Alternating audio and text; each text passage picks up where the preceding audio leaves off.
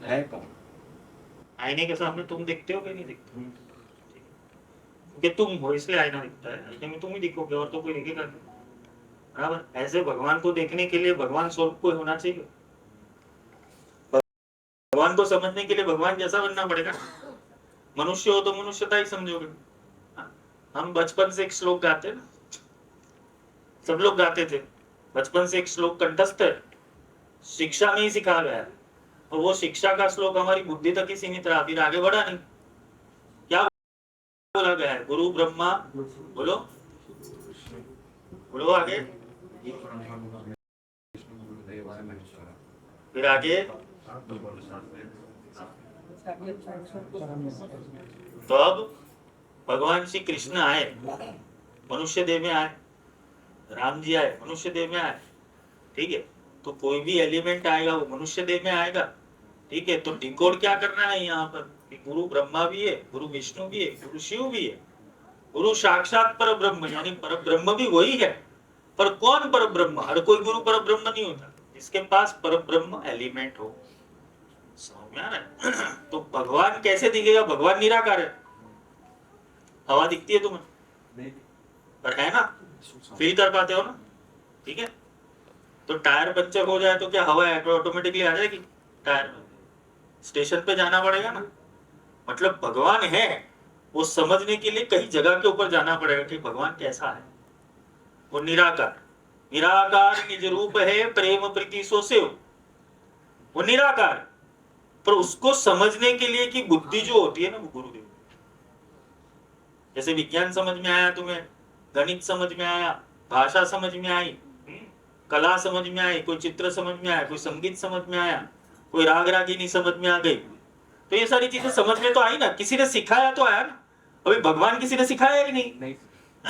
बचपन से क्या सिखाया? डर, पैटर्न्स। तो भाई शनिवार को तुम बाल काटोगे तो शनिदेव तुम्हारे ऊपर नाराज हो जाएगा, हनुमान जी तुम्हारे ऊपर गदा लेके घूमेंगे। तो यही बचपन से तुम्हारे डर के अंदर ही तुम पले बड़े हो, इसलिए डर चल रहा है अभी तक। तो इसलिए बोला ना कि गुरु भी ऐसा होना चाहिए कि जो तुम्हारे प्रश्नों का जवाब दे पाए और तुम्हें तत्व ज्ञान की ओर बढ़ा पाए। भगवान है नहीं, ऐसा नहीं है, लेकिन जब जैसा हम उसे मान रहे वैसा नहीं। वो सिंबोलाइजेशन अभी बताया ना कि गणपति है तो वो एक सिंबल है, शिव जी है वो तो एक सिंबल है। तो आध्यात्मिक रूप से वो सारे सिंबल है, ऐसा कोई दिखता नहीं है वहां पर, ठीक है। पर अगर तुम उसे समझने चाहो तो शास्त्रों को। हमने भगवान को केवल माना है, जाना नहीं। ये बात सही है ना? हम मानते हैं, जानते थोड़ी है। हम देवी के पास जाते क्या करते हैं? हे माँ मेरी कृपा कर दे बस। लक्ष्मी के पास लक्ष्मी मांगते हो, सरस्वती के पास सरस्वती मांगते हो, काली के पास शक्ति मांगते हो। ये मांगने की आदत पड़ गई है, समझने की आदत कहाँ पड़ी? भगवान को समझने की आदत लगाओगे तो भगवान समझ में आएगा ना। हा? 4 सूत्र याद रखो, चलो मैं दे देता हूं। भगवान अपने अंदर है, भगवान का जो अल्टीमेट फॉर्म है वो ब्रह्म है। ब्रह्म नहीं, ब्रह्म। पहला जो ब्रह्म पड़ा हुआ है हमारे अंदर वो अयम आत्मा ब्रह्म है, यानी मैं आत्मा, ये शरीर का संचालन करने वाला, जिस शरीर जो शरीर के माध्यम से प्रसारित होता है। मतलब कि अंदर आत्मा बैठा है तो ही तो तुम बोल पा रहे हो। अगर आत्मा निकल गई तो हम देह को क्या बोलते? पार्थिव देह हो गए। शरीर चला गया, शरीर चला गया, आत्मा चला गया। अब शरीर को क्या करते? जला देते ना एक ही दिन। तो कोई अंदर है, तो वो कौन है? अयम आत्मा ब्रह्म।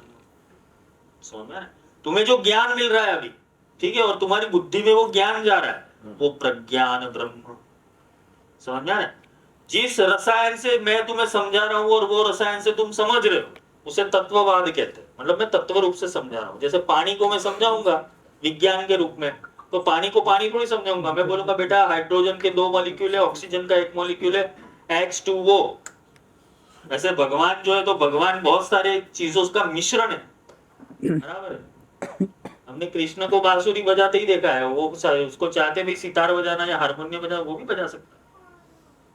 तो हमने उसको टिपिकल समझ लिया ना कि एक में ही बंधेगा। तो तुम गंगा का पानी ले लो, यमुना का ले लो, गोदावरी का ले लो, ब्रह्मपुत्र का ले लो, क्या एलिमेंट्स बदले? वैज्ञानिक लेबोरेटरी में ले जाएगा पानी को तो क्या एलिमेंट बदलेंगे? H2O ही दिखेंगे ना। तो ईश्वर अपने गुणधर्मों से जाना जाता है, बस एलिमेंटेशन से जाना जाता है।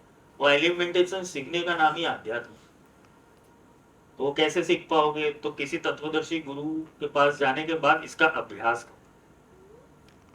मैंने अभी 10वां विद्या समझाई तो उसमें बोला ना कि नाद से सारी सृष्टि बनी हुई है, नादाधीनम जगत सर्वम, पूरा जगत नाद से बना है। वही चीज विज्ञान कह रहा है कि साउंड से ही सारी चीज बनी। Sound and light, everything is equal to MC square. Sound and light ही, और कुछ तो है ही नहीं, मिश्रण ही है सब। अब इसको तुम विज्ञान की भाषा में समझोगे, समझ जाओगे। अब बोले कोई इसको भगवान बोलता है, सूर्य लाइट का गोला है, वो लाइट देता है तुम्हें, मुफ्त की एनर्जी दे रहा है, वो उसे देवता मान है। तो क्या हमें मानना चाहिए ऐसा देवता कि ऐसा देवता है? होगा, क्योंकि कोई तो प्रकट करने वाला है इसको।